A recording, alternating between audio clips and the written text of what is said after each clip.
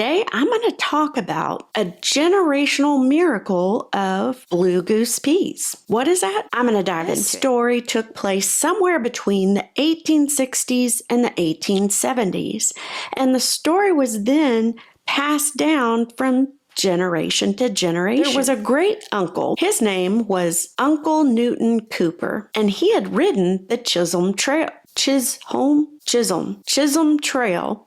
Yes, he rode that from San Antonio up to Abilene and on into Kansas. He had one son who his name was Little Newt. Now, Little Newt loved the outdoors. You can imagine times were so rough. There were so many mouths to feed. They had more kiddos back then. But Uncle Newt had that strong faith that God would be able to help him so that he could provide food for his family. He gets up one morning. The fog is dense. It's thick. It's like settling in down into the trees, and Uncle Newt can barely see his hand in front of him. But he was so determined. So despite that, he decides to go out into the woods right behind their home. He says he could hear honking geese, but of course he can't see them due to the fog. He decides to take a chance. He pulls out his shotgun, he points it upward, and he pulls the trigger. He is stunned. It was a miracle.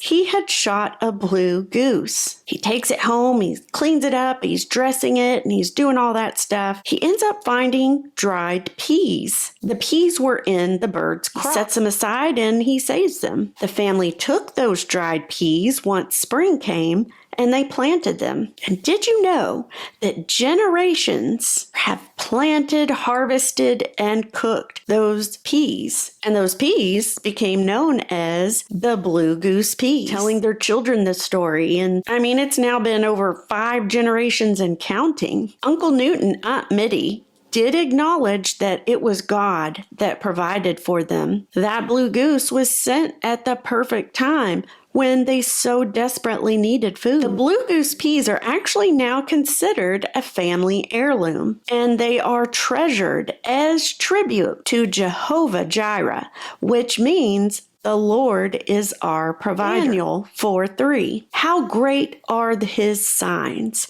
and how mighty are his wonders. His kingdom, it's an eternal one.